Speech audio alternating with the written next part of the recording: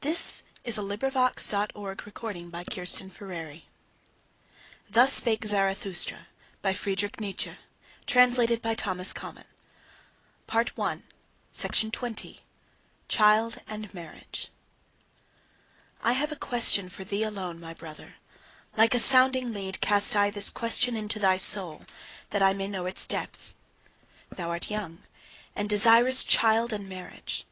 But I ask thee, art thou a man entitled to desire a child? Art thou the victorious one, the self-conqueror, the ruler of thy passion, the master of thy virtues?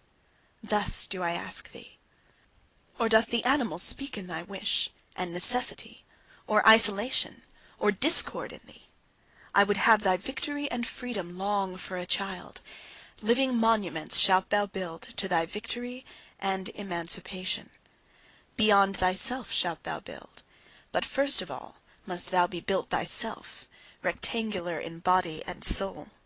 Not only onward shalt thou propagate thyself, but upward. For that purpose may the garden of marriage help thee.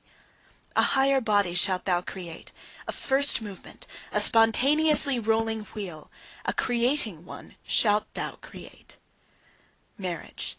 So call I the will of the twain to create the one that is more than those who created it. The reverence for one another, as those exercising such a will, call I marriage.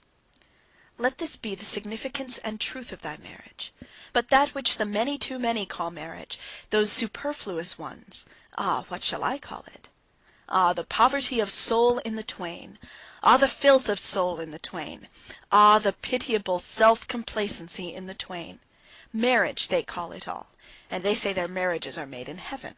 Well, I do not like it, that heaven of the superfluous. No, I do not like them, those animals tangled in the heavenly toils. Far from me also be the God who limpeth thither to bless what he hath not matched.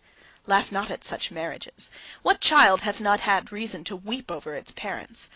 Worthy did this man seem, and ripe for the meaning of the earth, but when I saw his wife, the earth seemed to me a home for madcaps.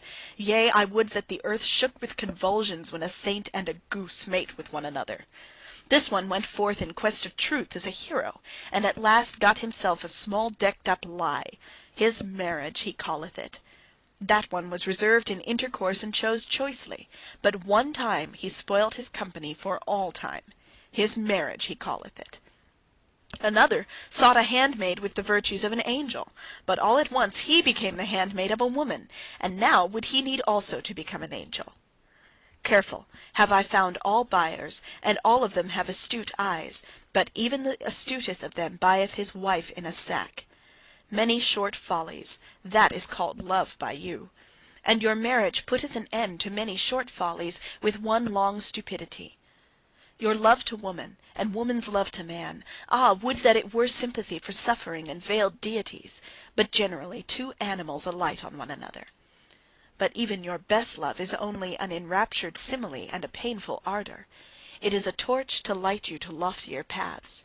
Beyond yourselves shall ye love some day. Then learn first of all to love, and on that account ye had to drink the bitter cup of your love. Bitterness is in the cup even of the best love. Thus doth it cause longing for the Superman.